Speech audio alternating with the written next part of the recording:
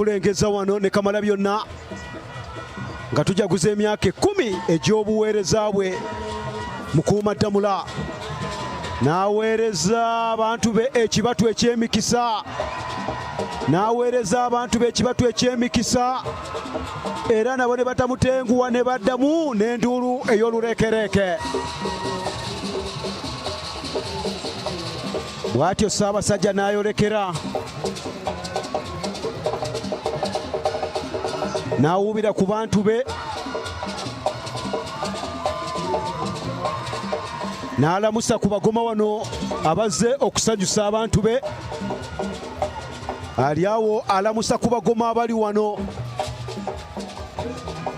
era bw'atyo n'ayolekera emmotoka eyamuleese mu butongole emipiira gy'ebika bya Baganda omwaka gwa 2023 ne giba nga gigguddwawo mu butongole era nga tutandise lwaleero ebisigadde n'ensengeka endala ojja kubanga ate ozimanya ku Terefayina okutegeeza ekika kyo kigenda okusamba gye kigenda okusambira gye kitendekebwa enteekateeka yonna ojja kubanga ate ogimanya. Bw'atyo afande Sempijja naye n'ayingira emmotoka okwolekera Ssaabasajja Kabaka omufulumya ekisawe ky'e Wankulukuku era mu butongole. Bwe batyo abantu be ne bamuwerekereza enduulu ez'olurekereke mu kumusiima n'okulaga nti bali wamu naye. Kitegeeza nti kati ekiddako kyekya bifonek. Lengera namungi w'omuntu, lengera omuntu twabaza bonna abatambudde awamu naffe ogwo twatandise enteekateeka eno paka akadde kano nga tugikomekereza. Twagala kuzza ku masengere gye tuweerereza Obwakabaka era programs endala zeeyongereyo n'okubanga ate zitambula bulungi nnyo. Nze Kanaakulira Rajabu Boogere, Chris Kasaga abaddewo, Ahmed Sennabuli abadde mu byuma, so nga ate Solomon Luva muzzukulu wa Mutasingwa abadde ku mapeesa wali nga gagigootola, so nga ate Baganda baffe Senik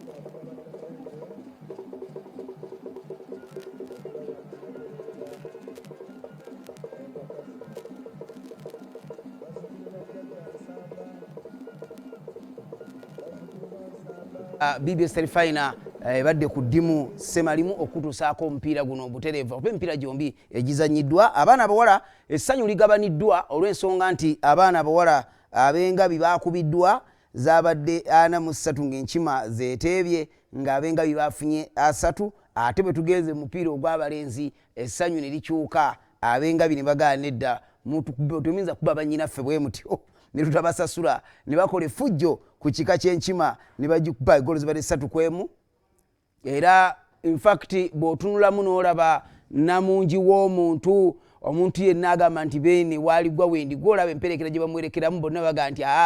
wadde oba security ng'amulindeeko mulinde kanedda nina okuwuubira ku beene andabe mu kadirisa wano nti nabaddewo nalabye omupiira mu mbeera efaanana bweti. Kumpi kyagala kugezaako okugoberera kifaananyi ekyali ku misinde abantu ngeri gye baali nti baaliwo nnyo era nawano babaddewo mu bungi nnyo mu mipiira egyalangiddwa mu kaseera akatono nnyo ntogambe emipiira nga bagize mangu nnyo. Mwana wattu beene bakkiriza nti bw'aba mwali era nga waali balina okuba babaddewo mu bungi nga balaba abagezaako kuba nti bagoberera emmotoka ezo konvoyi eyo efuluma erimu n'eyabeene yennyini nga amaze okuba nti alabye omupiira gwonna n'agwotabuliro era mu masanyu amangi eggoolo za Ssekajugo ne zimuleeta akamwenyumwenyu ku matama n'agamba akalenzi nga kakubye eggoolo mpitirivu nnyo wano ate abadde akyali ku ezo n'eya mwana mulenzi Kamoga Ivan nayo neerabika nti etabuse so nga ate nabali bafunyemu eggoolo naye nga kikulaga ekifaananyi ti abantu banyumiddwa nnyo omupiira babaddeyo mu bungi nga walaba fuluma awo kisawe ky'e Wankulukuku awatali kanyigo konna wabula buli omu afuluma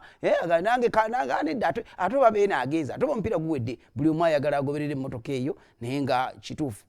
ne Katikkiro emmotoka nga begaa nti konvoyi nnene nnyo eyabeene bwetyo bwemaze okuba nti eyitawo ate neya Katikkiro neba nti bwetyo egoberedde mu masanyu amangi agali wali e Wankulukuku. Embuutu eringa embuutu omwana yaleeze engoma taata n'akaza engoma ogiwulira nti sawundi yeeyo era abantu abakyasigaddemu abafuluma akagoma okakyabawerekereza mpolampola naye nga tugabaga nti omupiira ogubadde mu bukaka mu bwekika kyagulu mu bunyuvu mu bbugu muli ennyininyini eryokukisaawe nga abavubuka baleka nti engatto bazisiba olunyi ne zinywera agwa yasituka kikulaga lwazi omupiira gubadde muyitirivu nnyo era twagala okwebaza abateesiteesi aba bifonet omukulu Haji Sulaiman Magala kintu ekikoze bulungi nnyo naga nti ebika mwenna mujje nga bwolabye